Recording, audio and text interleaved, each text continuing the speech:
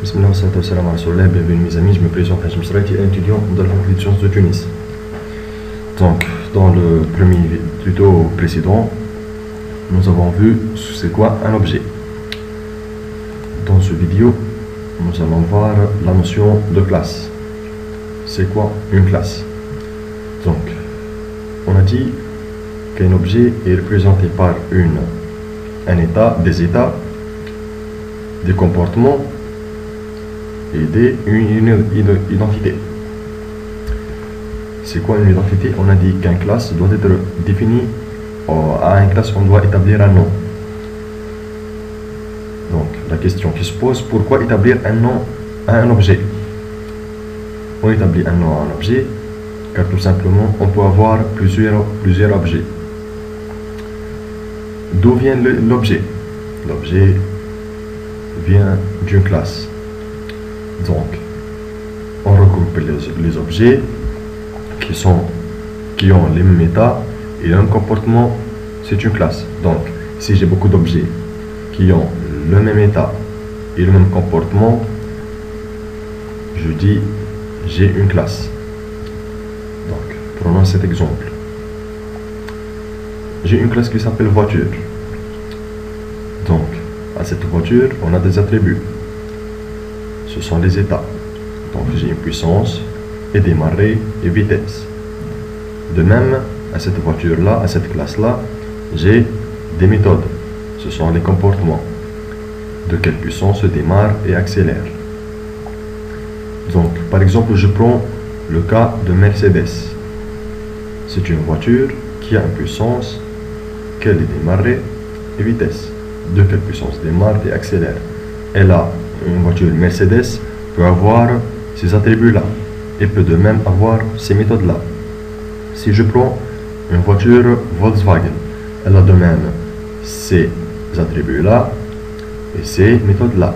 Donc, on dit que la classe voiture peut avoir comme objet un objet qui s'appelle Mercedes et un objet qui s'appelle Volkswagen. De même, un objet qui s'appelle Renault, un objet qui s'appelle Peugeot. Je vais de même, un homme, une personne, c'est une classe. Un étudiant, ça peut être un objet de cette classe. Quelqu'un qui travaille, un employé, et aussi une instance de cette classe. C'est-à-dire quoi? Une instance, on dit un objet, c'est une instance de la classe. C'est-à-dire un objet a de type cette classe, c'est-à-dire Mercedes, son type est voiture. Si vous comprenez bien le langage C, c'est un langage dans lequel on peut représenter des structures comme étant des types. Donc je définis moi-même une structure. À cette structure, par exemple, je mets une structure personne, et je peux avoir un étudiant qui est de type personne, c'est-à-dire un étudiant qui a tous les valeurs, tous les attributs et toutes les fonctions d'une personne. De même, un Mercedes peut avoir tous les états, les attributs et les méthodes d'une voiture. Donc les classes servent de moule pour la création des objets. Donc, les classes sont eux-mêmes peuvent avoir des objets. Donc si j'ai une classe voiture, de cette classe-là, je peux avoir plusieurs objets. Un programme orienté objet est constitué de classes qui permettent de créer des objets qui s'envoient des messages.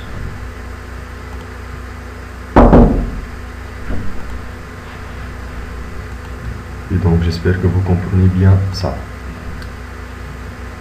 Un objet, c'est une instance de classe. Retenez bien ce mot et je vais vous expliquer c'est quoi une instance, c'est-à-dire une chose qui peut avoir les mêmes attributs et les mêmes méthodes de cette classe-là. Donc j'espère que vous avez bien compris. Merci pour votre attention. Au prochain tuto. Wassalamu alaikum wa rahmatullahi wa barakatuh.